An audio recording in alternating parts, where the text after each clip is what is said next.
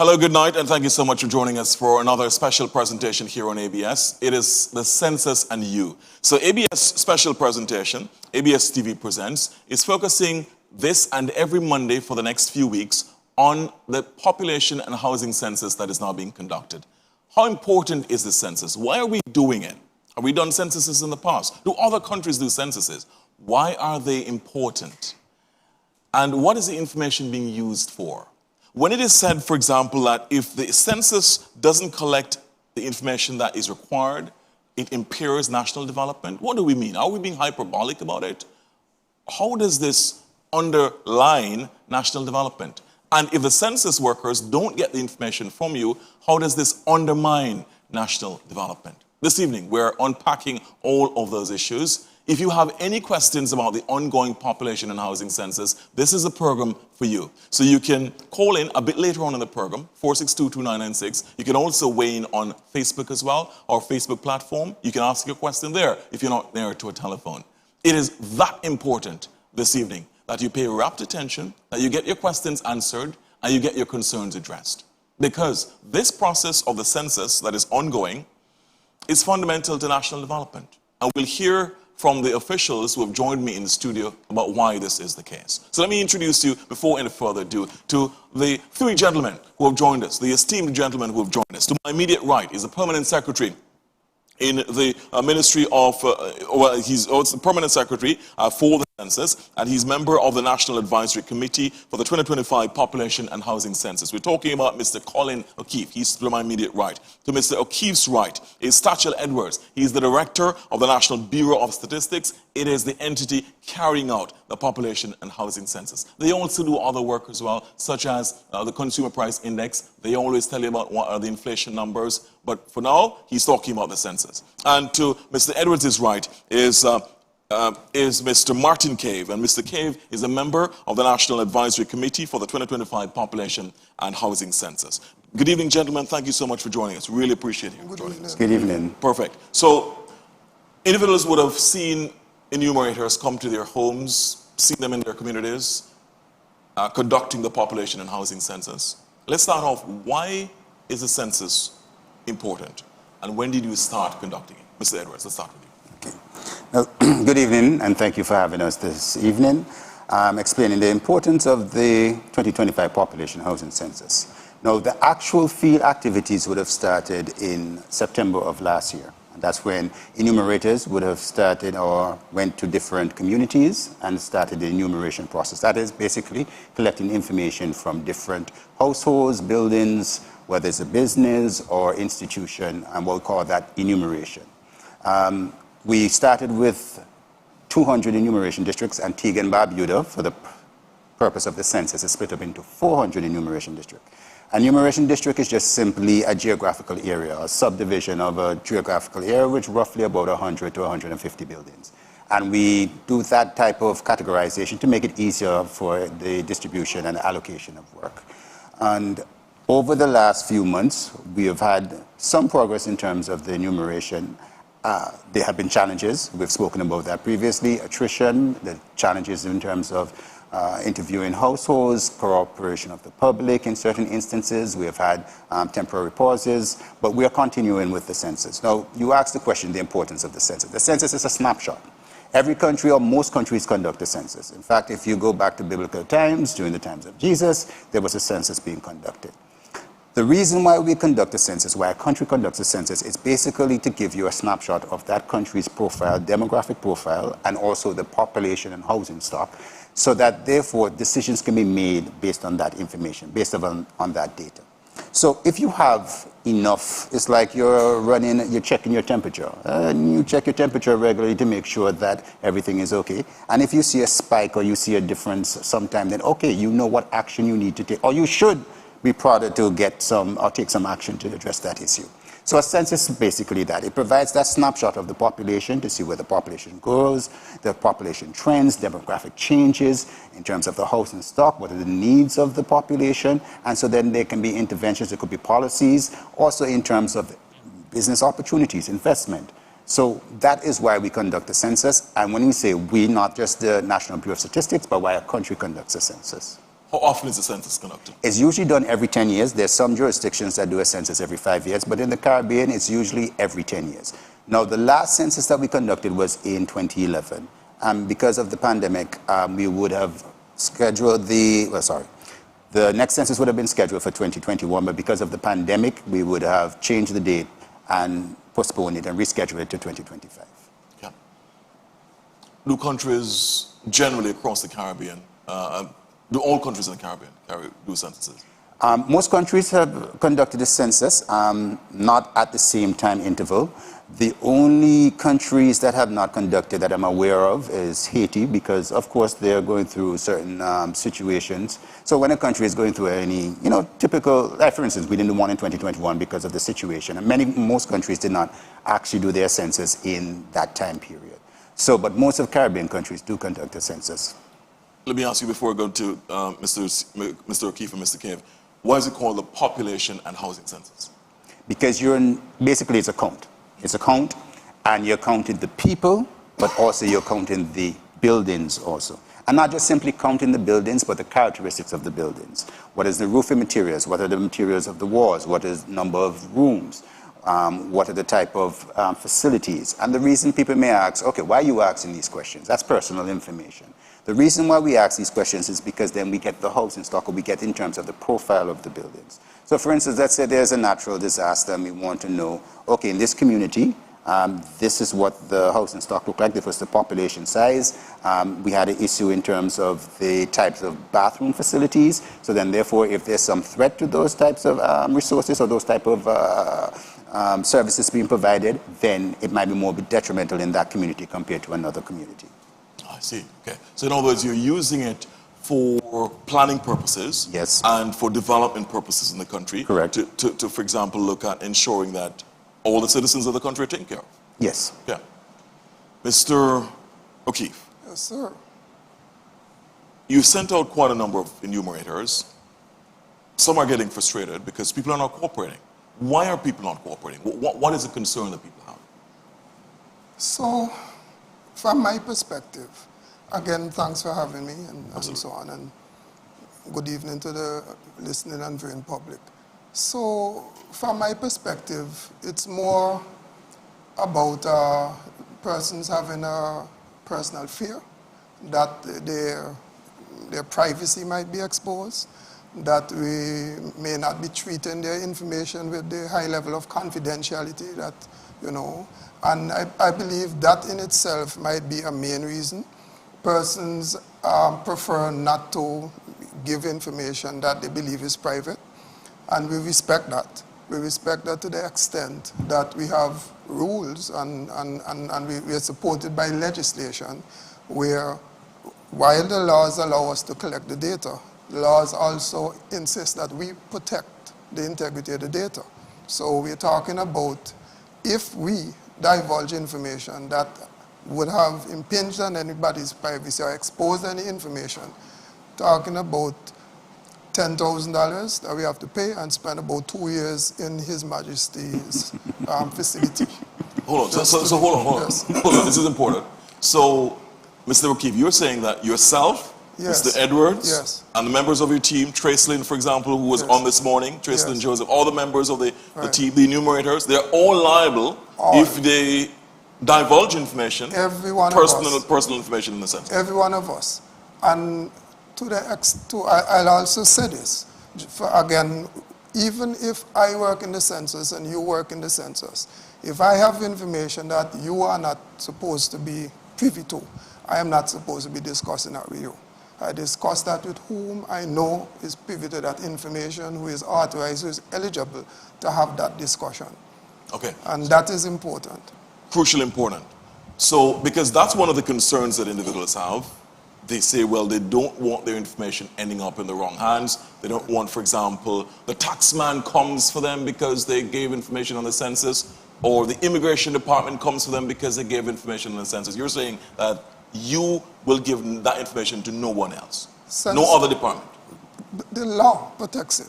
So if the census office decides that they're going to be sharing that information, even the census office, with an authority that is not authorized, then some persons will be spending some time in that facility Wow. to the east of recreation grounds. To the east of recreation. Interesting. So let me ask you now.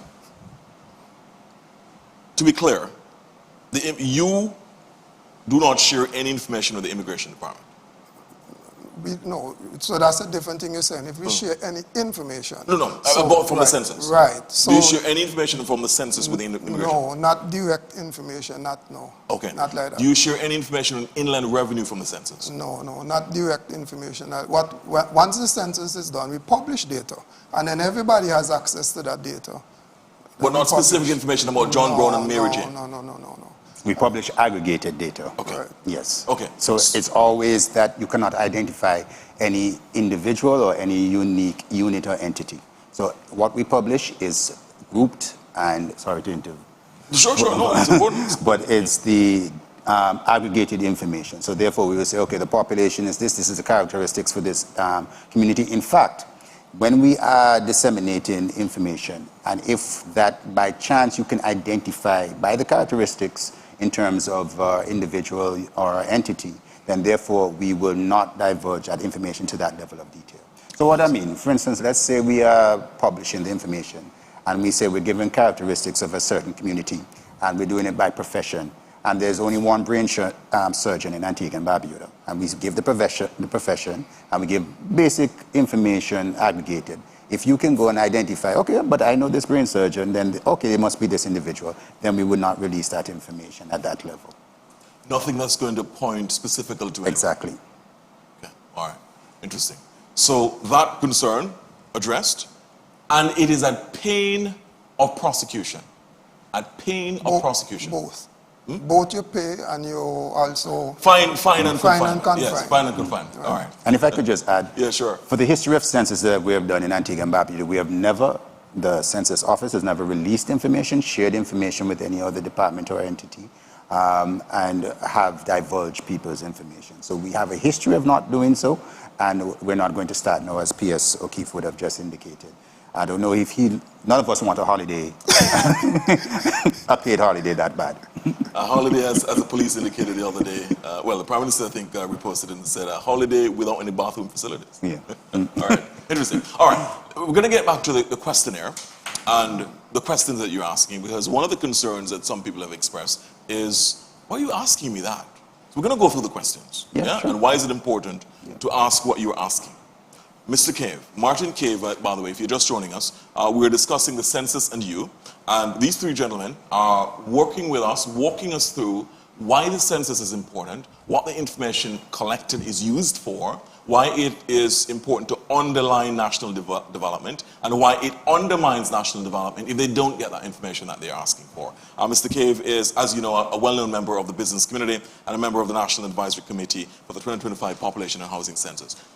From the business perspective, why is this information important? And why do you think it important to serve on this committee, this advisory committee? thank you, Mr. Burford, and thank you to the viewing audience for making the time to view this.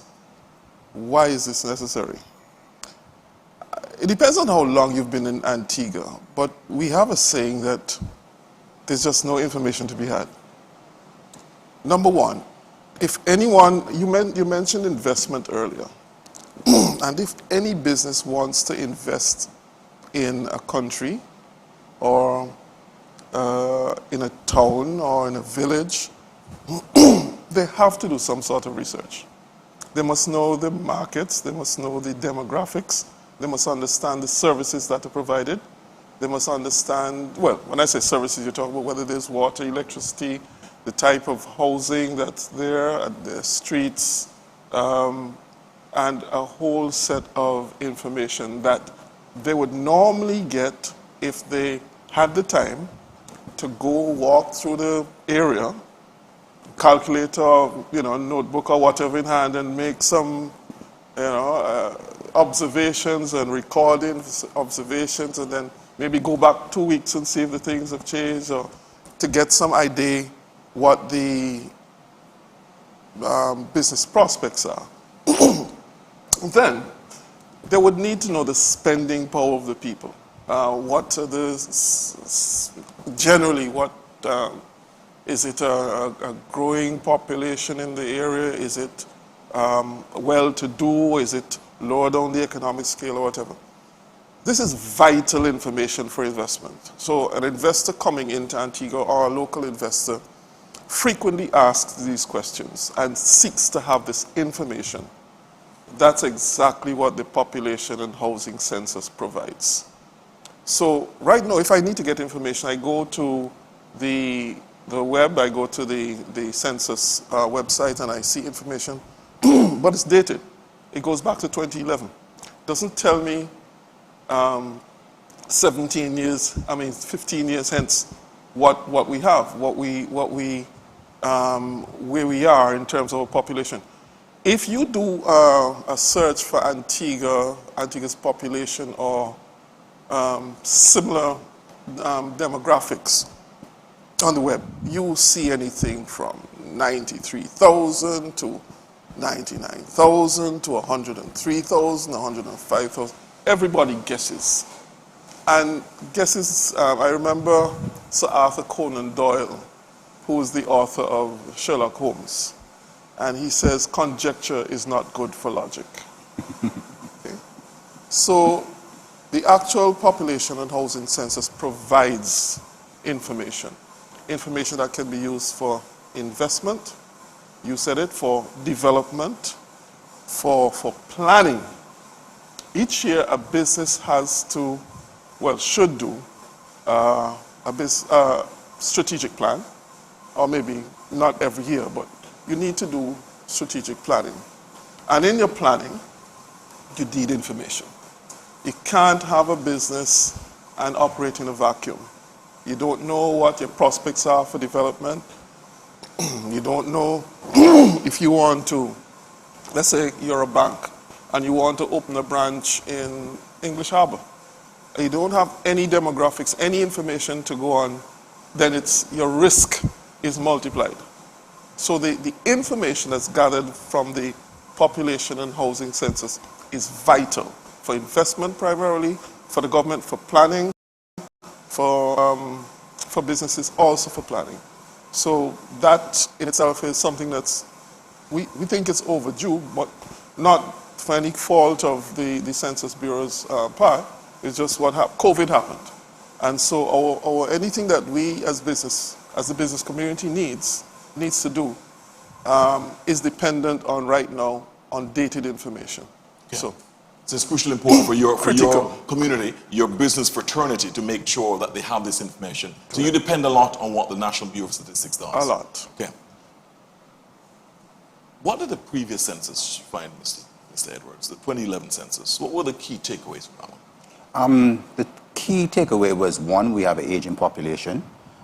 Fertility rates, or in terms of the number of children that women are having, have decreased steadily since the 1960s. And we are, at that point in time, the population was roughly about 86,000 people.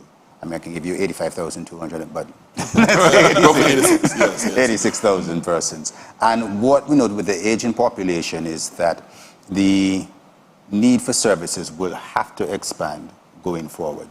As we saw that family sizes are shrinking, the average family size was about 3 persons. We noticed that there was growth in the so-called urban areas in terms of population shifted, people moving from the countryside to the urban areas. And also what we noticed is that in terms of the size of the population or the growth rate decreased compared to a previous census. So in other words, where the growth rate in between 1991 and 2001 would have been roughly about, I think it was 3 to 4%. What we know is that the growth rate between 2001 and 2011 was roughly about 2% per year. Well, that's because the fertility rate had gone down. People Yes. were having less children. Right. And so in terms of the growth of the population was mostly driven by migration.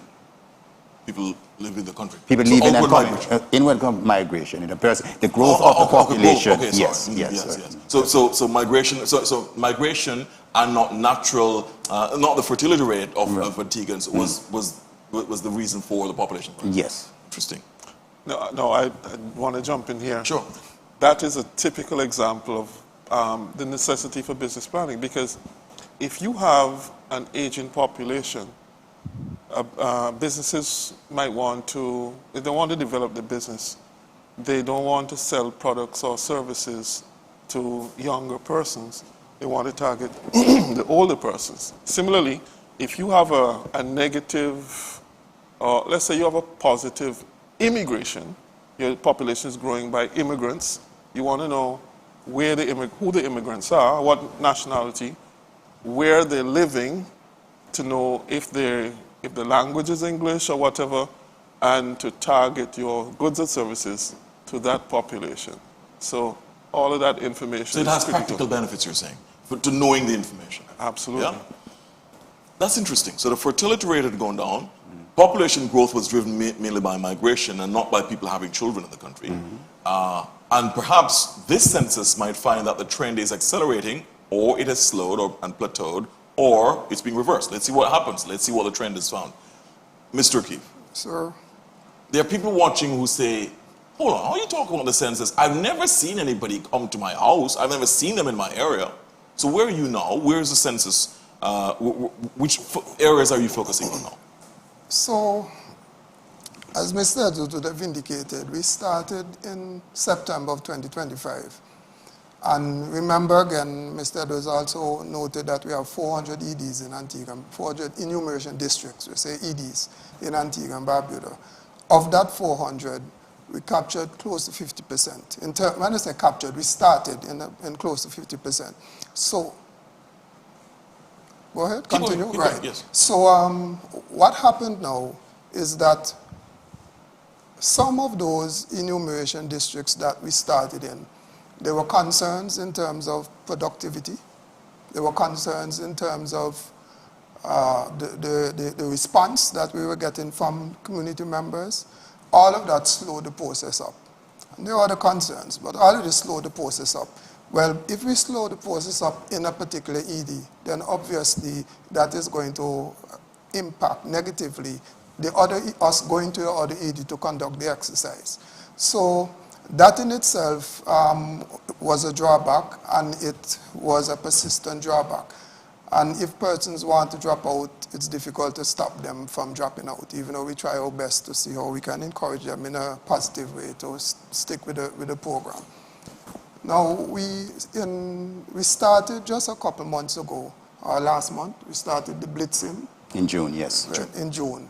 Now, blitzing now is a different methodology of collecting information. So when we spoke about EDs at first, and we say we are assigning persons to enumeration district, one enumerator will be responsible for an enumeration district of the 100 to 150 buildings, as Mr. Edwards would have indicated.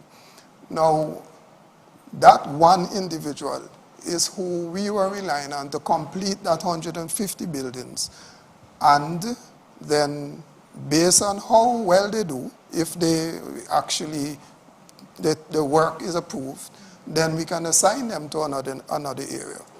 So remember I said that process would have taken a while. So because that process would have taken so long, what we decided to do is to use a new methodology which we call blitzing, which I'm quite sure was explained to the public at some point in time. We'll get to that. We'll get to start on But that. even if it wasn't, the blitzing now, in that particular approach, is where we, rather than we send one enumerator to take charge of one enumeration district, we send a number of enumerators. And each enumerator has a block in an enumeration district to cover. We started in Grace Farm, and where we, from an enumeration district standpoint, before we were getting this low turnover. With the blitzing methodology, that the turnover tripled and quadrupled. So we were able to make more progress by using that particular approach. So what you will find now is that I think we're wrapping up Grace Farm now. Mr. Edwards You can know clarify Grace that. Farm. You're focusing on Grace Farm. Yes. Yeah. And once we're finished with that, we are going to another area. Now, the difficulty now in terms of your particular question as to why we have not reached. We have not reached because we need to have the staff complement in order to reach. And we don't just pick people and say, go and do a census. They have to go through the process of training. They have to pass the process. In other words, they have to be eligible because there are a number of things that we need from our enumerators. Our enumerators have to be professional. Our enumerators have to be performing in a manner that respects the individual that they are interviewing. Indeed. And also respects the process and ensures that they maintain the integrity of the process and all what the census stands for. That whole training exercise takes a while, and then we have to go through the fine-tuning now and the teeth comb to ensure that we are comfortable with who we select. And from that now, it is normally a smaller number. So even though we have a lesser number of applicants than we want, even with that lesser number of applicants, we still have to fine-tune and make sure, right? Yeah. So that negatively impacts how far we can reach within a particular time frame. However, what we decided to do, and I think this is important, and I have to give commendations to those enumerators. I won't call any names, but those enumerators who are doing the blitzing. Because most of those enumerators who are engaged in the blitzing are those enumerators who have been successful in their ED. So they are almost like experts, and they have shown that they understand what to do, and they have produced. So those are the individuals that we're using in the blitzing methodology, and it's going fine. So we believe that soon from now, those who we have not yet met, don't worry, we'll be getting, where's the camera? This one? This one. Don't worry, we'll be getting to you. All right, interesting. So for those who say that we haven't seen any census officer, we haven't seen any enumerator, we're going to, as Mr. O'Keefe says, you'll get to that. What's the timeline? So you started September last. By the way, is this still the color that you're still using? Let me just show the census officer again. Is this still the color you're using? Yes. Yes. Good. So Yes. the person has to be having a gray vest like Yes. that, right? With yellow highlights and ID.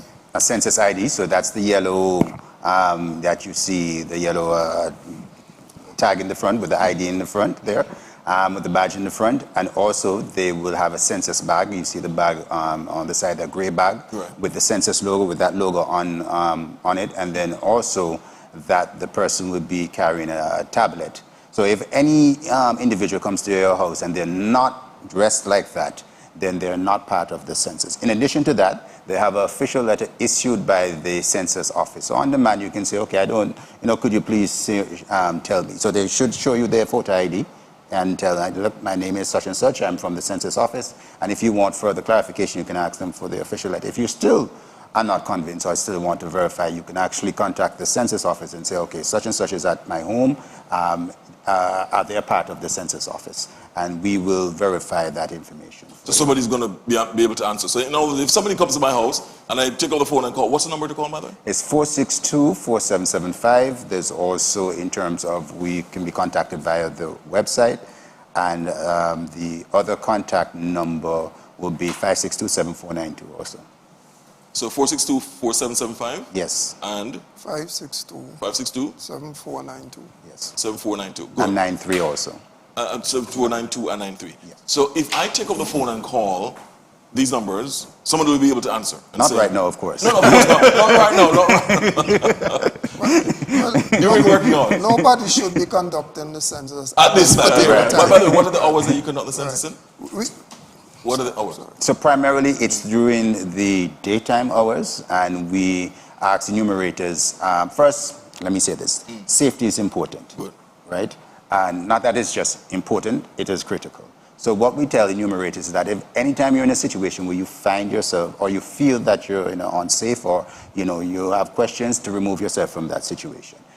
We tell persons, don't go at night, so anything after sundown, please don't go. Luckily, we are in the summer months, so of course the sun stays, well, we have longer hours of sunshine, but typically persons will be at the house during peak hours where persons are usually at home. So if anything between 4 to like 7 around that time, and then on weekends also. But then with the blitzing activity that Mr. O'Keefe would have just mentioned, we'll have persons going during different hours of the day, because not everybody, some persons on vacation, some persons work shifts, some persons have different, businesses that are in the community. So we'll have hours that will be early in the day, but as part of the blitzing activity. What I'm going to say earlier in the day, there will be a shift between 10 and 1:30, and then there'll be a shift between 3:30 and 7. 3:30 and 7. Okay, Yeah. so up to 7 o'clock. Yes. Nothing beyond 7 o'clock. No. Okay, good. The only reason that someone should be there, if the person is made an appointment at a particular time and the enumerator has indicated that they feel that it is a safe situation. In other words, I come to your house and you said, look, I'm not available at this point in time, but I'm available at 6:45 on Friday. And the person says, and the person makes that the appointment, then the enumerator makes the decision, right? We do not force that individual to go to that appointment. The enumerator makes the decision to keep that appointment at that particular time. But what we instruct persons, do not go to persons' homes at the night, in anything after dark, and in unsafe situations. Also. Absolutely. Very good. Some- Safety is crucial. Yes. Some interviews take longer than some. So it's also possible that an interview can start at 5:30, 5:45. But because of the number of persons who are in that particular household, it might go a little past 7. So that again would be the new enumerator's judgment based on what is happening in that particular vicinity. And if they believe it's comfortable and it's also comfortable for the client, then they can just finish that interview so they don't have to return to that home to continue the interview that they would have started. Okay, fair enough.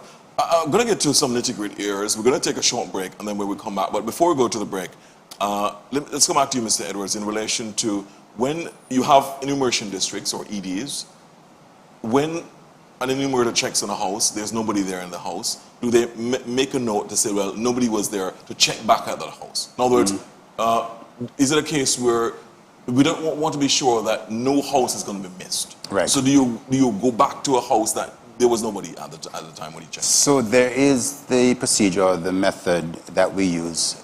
Because we have an enumeration district, and previously it was one enumerator assigned to that particular enumeration district, and the person will go to each building, they actually capture the information for that particular building, right? And during 2024, we did what was called a mapping exercise, where we actually collected all the buildings in Antigua and Barbuda, the geo-coordinates, so then therefore we can say, okay, that building, if it has not been enumerated, then therefore you need to, or someone needs to capture that information, or it needs to be accounted for. Now, you have situations in which what we call persons are, the building is vacant. Let's say, Mr. Buford, you want $10 million. You decided to migrate to Miami and live the best life of your life. On the beach. On the beach. Yes. Sun Plaza.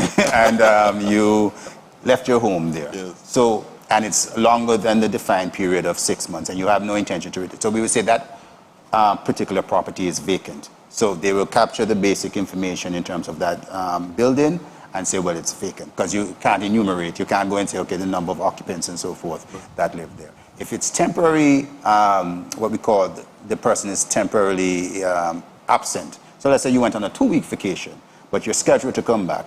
There are a number of things that can happen. One is that first, they would leave a callback card to say, look, I visited your property and you weren't here at the time, but you can contact us at such and such number to arrange for a time that is scheduled. Or alternatively, they will ask the neighbor, well, okay, such and such, do you know who are the occupants there? They're expected to be back, and collect some basic information. And then they say, neighbor might say, yeah, the person might come back in 3 or 4 weeks. Then we will go back to that household at that point in time. But each building must be accounted for. Now, you may ask the question, what happened because we did that mapping exercise in 2024. What happened when there's a case? Exactly. Right. So we have the ability to add new buildings to our census infrastructure and our census mapping methodology. So like, say, for instance, I'm here, Mr. Cave just moved into his property, that property was just built.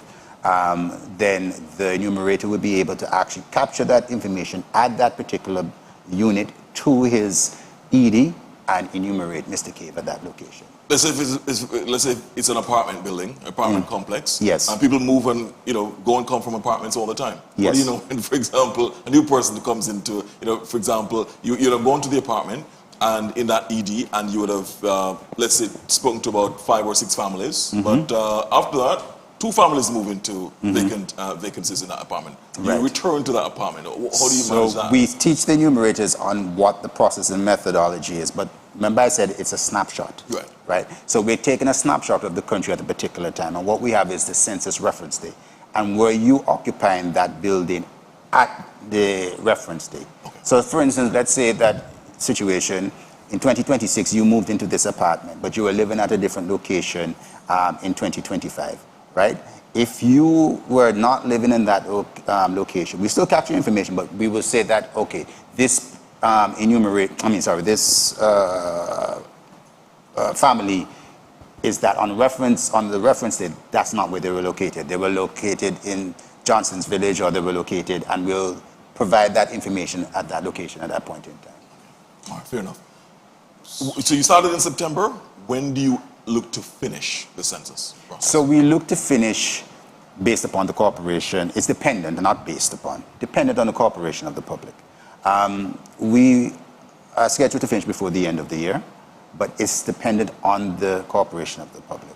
Without the corporation of the public and the participation of the public, it will, of course, take additional time. Now, what we're experiencing is nothing that is peculiar to Antigua and Barbuda. This is not to comfort us, but in terms of since the last round of censuses, that countries in the region and across the world have had challenges in conducting the census, and enumeration has taken longer than previous censuses. So what we are going to be doing, and Mr. O'Keefe would have mentioned it, is that we're going to intensify the enumeration, the field deployment, using the blitzing methodology to capture more of the population and to intensify and increase the level of enumeration that we conduct. But it's dependent on the participation of the public. Okay, cooperation is crucial. Yes. How many enumerators do you have now at this point?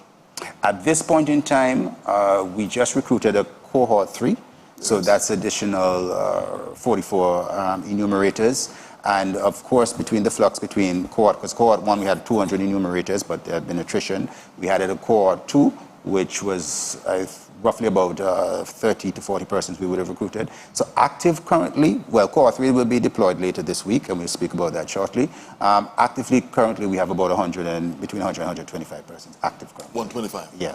Active. Roughly about 100 Between or so. 100 to 125 yes. active. Okay, good. All right. Because you say it's a fluid number, Yeah. because you have, unfortunately, have had some individuals leave you because they get frustrated, right? Yes. All right. When we come back, we're going to go into a specific issue. So the questions that are being asked on the census, do they need to ask these questions? The gentleman will explain. And if you live in a community, why should you be jumping to do the census? In my view, you should be jumping. You should be chomping at the bits of the census, because your community can actually benefit from resources and from development planning if the information is available. Without the information, the authorities really don't have the opportunity to respond effectively to the challenges in your community. So you should be eager to do the census, in my view, that is. So when we come back, if you have any particular questions, 4622996, 4622996, you can ask those questions when we come back. Or you can hit us up on our Facebook page as well. You can ask those questions in Facebook. Mr. O'Keefe, Mr. Edwards, and Mr. Cave will be able to answer your questions. So think about this as we go to the break. Why shouldn't you want to jump to do the census? Why shouldn't you be eager for enumerators to come to your home to ask you questions? Because your community, your personal family, your personal situation could benefit from having that information available to the authorities. They can respond more effectively if they have the information in your community. When we come back, much more on the census and you. We'll talk about the questionnaire, how long it takes to do the census, and if you have any questions and concerns about the storage of the data, where does the data go when you give the information to the census officers? We'll talk about that as well when we come out. Much more. Stay with us.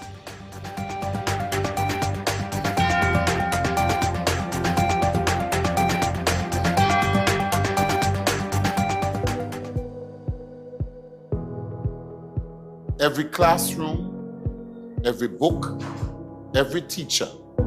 It all starts with numbers.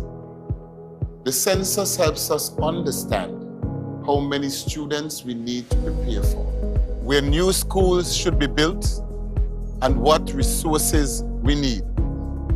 Education is the foundation of our future, and accurate data helps us to build stronger. So participate in the 2025 Population and Housing Census, because every student deserves a good education. Mapping the present, shaping the future.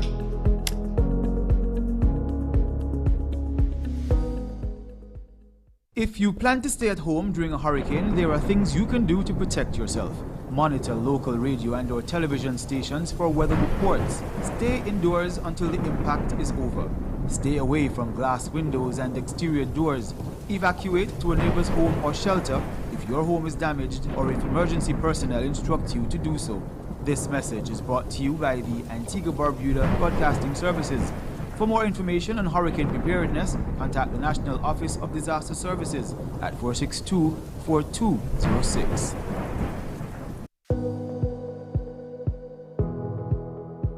My name is Twinai Payne. I want to highlight the importance of the population and housing census for farmers. Our participation is essential to secure the resources and support needed for agriculture growth and food security. By uniting our voices, we can ensure that agriculture receives the attention it deserves. Let's make our voices count and strengthen our industry by mapping the present and shaping the future.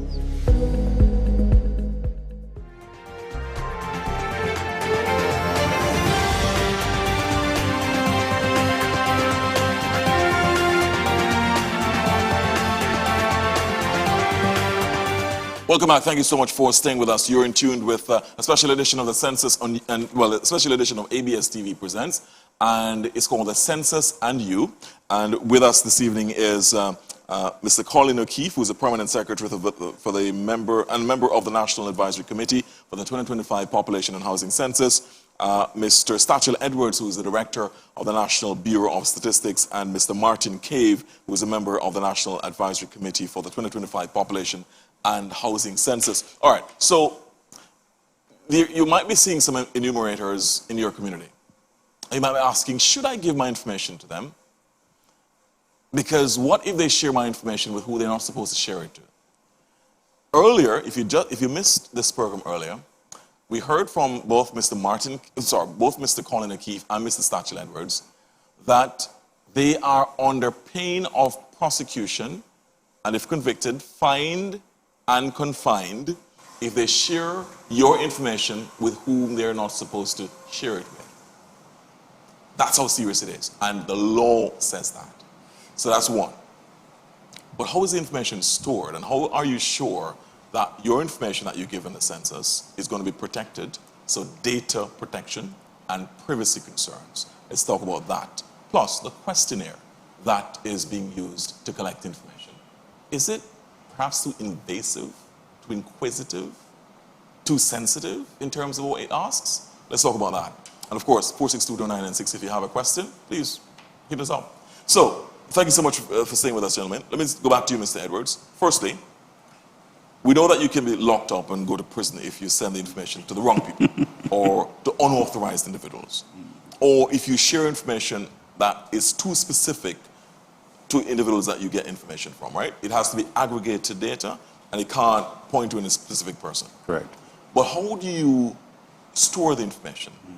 Who accesses it when you get this information? Okay, so let's start first in terms of the collection process. So we use tablets devices to actually collect the information. This is the first time that we're conducting a census using this technology. Previously, it was paper-based questionnaires. Now, the devices are secure devices. So what we have are programs that first they deactivate any ability for an enumerator to download, install, or use the camera or any type of aspect of the device unless it's officially sanctioned by the Census Office. They have a secure login profile. That login profile is only available to them and then they are tracked in terms of how they use that profile. So for instance, if that profile is we notice that there's been used by other individuals, or we notice some suspect activity, and therefore we will address that immediately. Second, the data that is collected from the enumerator is stored on a secure server that only the Census Office has access to. No other entity, not the Ministry of Information, IT Center, or any other entity has access to that server. So that is only by the Census Office. And only individuals within the Census Office can access at certain levels. So not everyone has access at each level. So we provide that level of security because we have to keep it confidential. We also have programs in place in which we actually track the tablets to see where they're located in real time. So for instance, if someone was to take the tablet, we can actually access and see where that tablet is at that particular point in time. And in addition to that is that the data that is actually accessed or collected and on the server is provided in terms of a secure platform in which it is actually given a coded access, basically. So you can't just simply access it just like that. So these are the different steps that we take in terms of the actual data security. In addition to that, Mr. O'Keefe would have mentioned, because of course your system is dependent on the technology and also who is using it. So for individuals who are actually recruited by the Census Office, we first do a background check on them, we train them, then we do a process of review and making sure that they're suitable for the census. And then after that process, then we will then make that final decision, and then each individual signs a contract in which they are obliged and where they now suffer the penalties in terms of the fine and confinement, and they also have to undertake a swearing-in or oath of secrecy to participate in the census. Yeah, so there's that. Do you do spot checks on your enumerators, for example, from time to time, unannounced, to just make sure that they're complying as they should? Okay, so we do, and we have a tiered system. We have an organizational structure. It's not just enumerators that we have alone in the field. So we have what we call the structure simple, but simple in terms of relatively simple. But you have the enumerator, who is like the soldier on the front lines, right? Then you have the field supervisor. And the field supervisor has a group of 3 to 4 enumerators that he or she supervises and provides support, assistance, and general guidance in terms of their activities, in terms of their work. And then after that, you have what is called a headquarters officer who manages a number of field supervisors. So for instance, if there's an issue, it first goes to the field supervisor. The enumerator will report that to the field supervisor. If the field supervisor is unable to address that issue, then it is escalated to the headquarters officer who will address that issue. If the headquarters officer is unable to address that issue, then it's escalated to the census office. And in that system there, then therefore we will ask the field supervisors to do that spot checks to make sure that they're performing, and the headquarters officers. Also, we have the ability to use, in terms of doing spot checks, using the technology that we have to see what's happening on the field. Not even spot checks, to monitor in real time what's happening on the field. Excellent. We're going to get back to the nature of the questionnaire and how sensitive it is, and why you ask the questions you ask, right? Sure. Mr. Kidd, I teased this before the break. It does appear to me that individuals should, in communities especially, should be eager to do the census, because it allows for the authorities, it allows for them to have a better leg to stand on when they lobby, when they agitate for certain services for their communities. Because the information would be there, empirical data, I mean, concrete information, unintended about, for example, the population and housing census. But the information will be there that they can point to say, yeah, you see, our community needs a health center because we have an aging population here. Or our community needs a daycare because we have a lot of babies here. So wouldn't that be, in your view, a compelling reason for people to want to do the census? Absolutely. What I first outlined was the private sector's need for the data, for investment, for projections, planning, etc. But key to the whole planning process is the government. Now, all of us utilize government services, but government services can only be planned and projected based on the information that they have, and demographic information primarily. And that is one of the reasons, or that's the primary reason, why the government is the biggest user of the information that's collected in the population and housing census to utilities, for example. They want to put water in a community, but it maybe only has 5 persons. How does APUA make a business case for that? 5 persons versus one with 500. The one with 500 probably going to get the water first. So then we would expect that the persons who live in the 500 area, or even the 5, would readily want to give that information to the authorities to make a case for the development of their community. Yeah? We're a tourist country. Tourists want to know about the country. They want to know where the best beaches are, where the nice restaurants are, the hotels, etc. All that information comes into the census because of the enumeration falling within the districts, getting the information not just on private households but on businesses. Businesses have to give the number of, let's say a hotel, the number of rooms, the type of services that they offer, and maybe do they collect menus? They don't collect menus.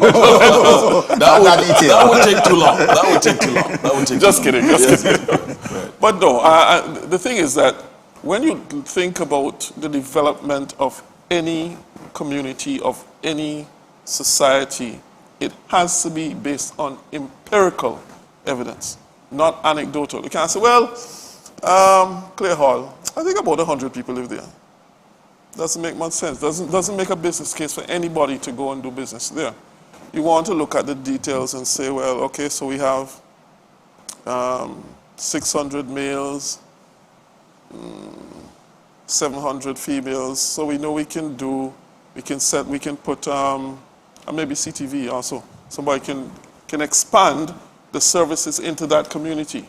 So when persons withhold information from the census, they're doing themselves a disservice by not providing the data that can enhance their request or their desire for development. We have problems with roads, right? A community that, again, may have a smaller population probably will likely get not the same attention to the road development or road repair as would one that has a larger community, because you're getting more utility, more value for the work that you put in. So it's simple. The more information you give, the more likely you are to get attention. Yeah, fair enough. So in other words, you're helping, it seems to me that you're helping yourself by giving the information to the census officers. I mean, on the face of it. I mean, and besides, if you have a concern about what happens to your data, again, let's harken back to what these two gentlemen said to my immediate right, that they can be locked up, they can be fined and both confined if they were to share this information with unauthorized individuals. So the questionnaire now, how long is the questionnaire, Mr. Edwards, and does it have to be that long, and do you have to ask the questions you ask? Okay, so the questionnaire and the length of the question is dependent on the characteristics of that particular household. How many questions are on it? In total, and not every question is asked of every individual or every household, but in total, it's over 100 questions, right? But every question is, so for instance, there are some questions that are for women, females. So of course, if you're a male, you're not going to answer those questions. There are some questions that are asked of persons who might have been in terms of the working population. So if you're not working, then those questions are not asked. There are questions that are asked for persons that might have been a victim of a crime. If you weren't a victim of a crime, those questions are not asked. So to say that it has over 100 questions doesn't mean that it takes every question, or every question is asked of every individual. The size in the category, and Mr. O'Keefe would have alluded to this earlier, is that, for instance, if you have a household that has 8 persons, it would take more time. You have to ask a question of everybody there. Correct. So everybody has to answer the questionnaire in the household. So every individual within the household, you have to get information for every individual in the household. Now, what we prefer is to ask for adults, is to ask the information directly to the adult. But then the head of the household or the reference person can also answer on behalf of that individual. We do not enumerate children. In other words, if we come to your household and you have 2 children, 12 and 9, and we're not going to say, okay, it's time to interview the children now. Come and answer these questions. Let him talk for himself. Yeah. You're not doing that. No. So any child that's within that particular dwelling unit is that we will not ask questions. We ask an adult, a reference person, or the head of the household to answer on behalf of those children. In terms of household... Sensitivity of the questionnaire. The sensitivity of the questionnaire. No, yes, there are questions that people may ask, but why are you asking that? Like, for instance, income. People say, why are you asking that information about income? But Mr. Cave alluded to that when he said, okay, what's the spending power of individuals in that particular community, right? And again, we're not sharing this information. It's aggregated, and also there's no way for me to say, well, X and X made such and such, and this is what we're reporting. So we need to report to the tax man. Exactly. But what we do, we aggregate that information, and then it helps to build that rich picture in terms of the profile of that particular community. So the more information that you collect, and we understand, we know persons have busy and hectic lives, persons have different activities that they engage in, you're working and so forth, we understand. But what we ask is the cooperation for a few minutes and sometimes more than that, based upon in terms of the characteristics of the household, so that we can collect this important information. The enumerators are trained, the enumerators will cooperate in terms of, or not cooperate, will engage, and also they are professional, and to cooperate with them.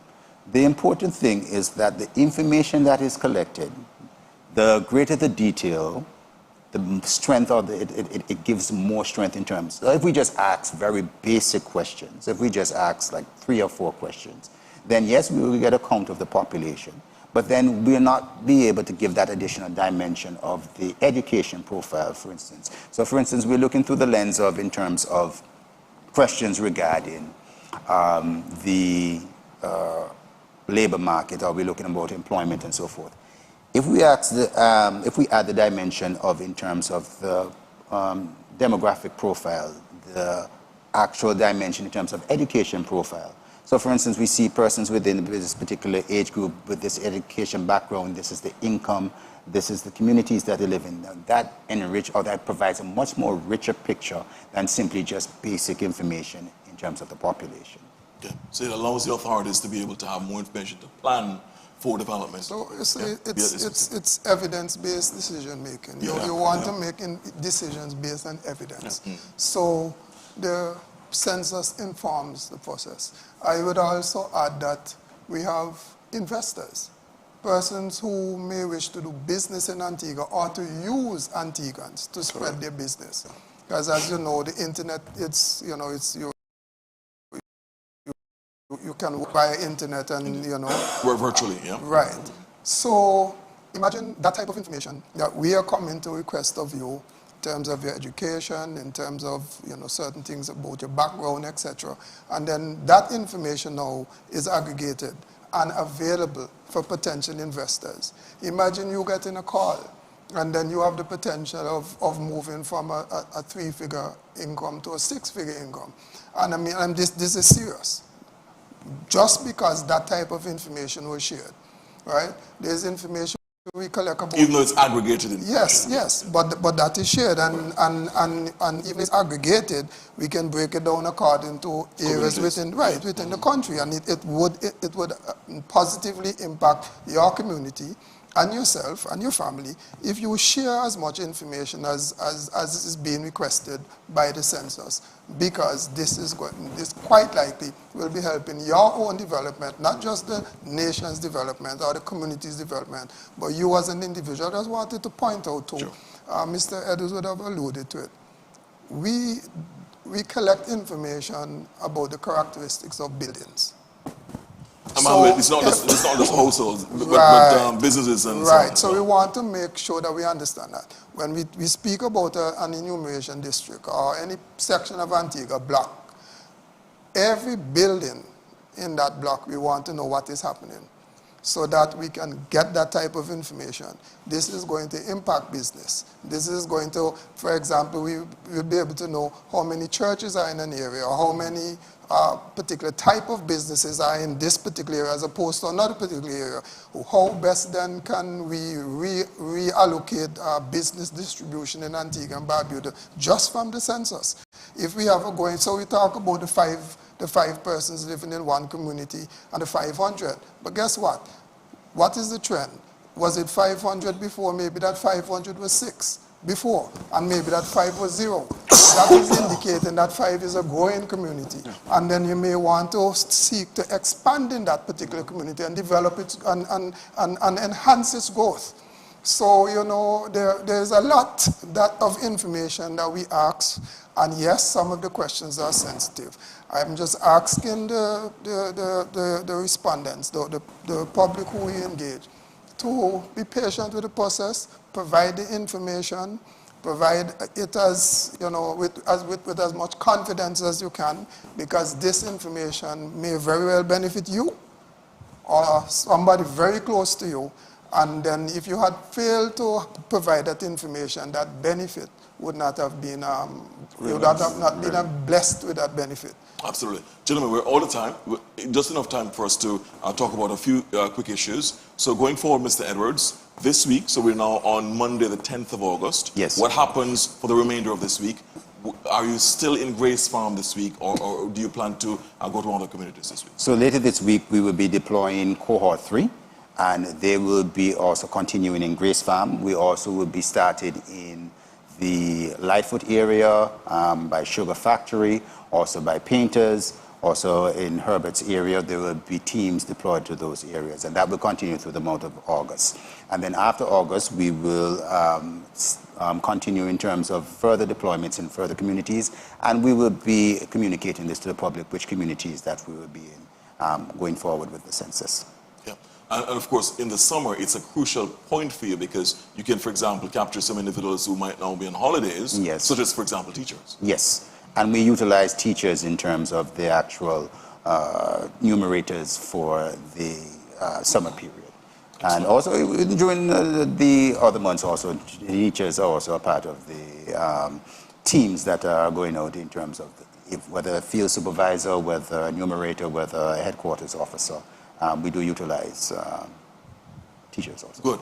Just before we leave you, the numbers to call, you just had a slight adjustment to make in terms of the number. Mm. So if an individual sees an enumerator come to their house, isn't 100% sure, but wants to make sure that this person is, wants to check this person's bona fides, which number do they call? 562-7495. So 562-7495. Yes. And there's a 462-4775 number? Yes, they can also call that number also. Okay. Yes. During business hours? Yes, during business hours. Okay. So if, okay, you said you don't want to have people having to go there after sundown. So if somebody comes here after sundown, you can rest assured that's not a census officer. That's not a legit census officer. I would say that... Unless they had an appointment. Unless they had an appointment, yes. In which case, the person would have already had an interaction with them before. Correct. And set that appointment. Yes, okay, correct. Good, excellent. And again, what are the characteristics, the attributes that the census officer or the enumerator must have? You mentioned the vest. Just remind us again of that. Sure. They will have a gray vest with yellow highlights with the census 2025 logo on the back. Just like this? Just like that. Mm-hmm. They will have a photo ID, right, which they will have around their neck. And then they will also have a census bag, a gray census bag with the census logo also on it. And then they will be also carrying a tablet and issued an official letter from the census office. Okay, good.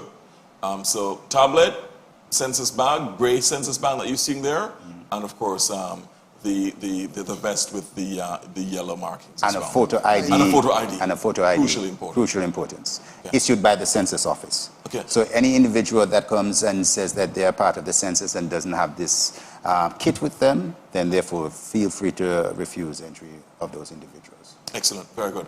And if you have any doubt, these are the numbers to call: 462-4775, 562-7495. Yes. Martin, a final word to you. Sure.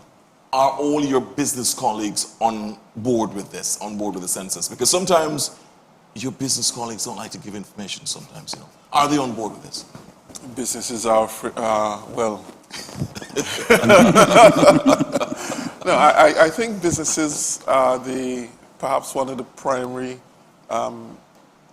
utilizers of information. But then there's some concerns that what the information is being used for, who sees it, etc. And I think for the most part, there should be any concerns, any fears should have been allayed by the rigors that are placed upon sharing of that information. So it's for fear of fine and confinement, and certainly businesses would be aware that that is important. So I would like to think that most businesses are, because the two greatest users of the business would be government, of the information would be government and businesses. So we need information, and the comfort that the business community should have tonight would be that they know that if one misuses or misappropriates the information, then it's dangerous. So yes, I think that the business community should be on board. Okay, it sounds like you can vouch for them for the most part. Good, thank you so much. That's reassuring, because we also need to hear from businesses as well, not just private households. And of course, you two gentlemen do not want to spend any time in prison or confined, so you would want to make sure that that information is protected, right? The 100%. Integrity of that information. And just also, the same law gives us the mandate for us to conduct the census and for households to participate, or individuals and businesses to participate in the census. So it's mandatory by law also. Okay, very good. Good. So you have to carry it out, except that, what does the law say for businesses, for individuals who refuse to give you the information? Does the law put any sort of sanction on that? Yes, they are also subject to fine and confinement if they don't participate. But we use the more restoration approach.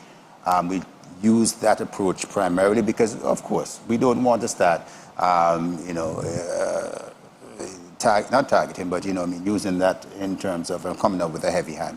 But the law does provide that if households, persons, businesses does not comply with a legal mandate issued in terms of the census order, therefore they also can be fined and confined. Okay, all right. So you wouldn't want it to reach there. You'd want to see it as an opportunity to benefit yourself by giving the information, which ultimately will redound to the benefit of your area and ultimately the country. All right. So when we come back next week, we will have another discussion about the census and you, and why this is so important. As you heard from Mr. Stachin Edwards, who obviously is biblically minded, this is a process that has been thousands of years old. Other civilizations, perhaps started with the Persians, they also had this very complex system where they would gather information about their vast empire. And of course, the Romans followed in the same footsteps to make sure that that information was available. So it has been a thousands of years old process. And so not particularly anything peculiar about this country having a census. Happens every decade, perhaps just a little longer than a decade now because of COVID-19. But it is a crucial way for development planning, for development, strategic development, to be guided by data, to be guided by empirical information, and not guesswork, not conjecture.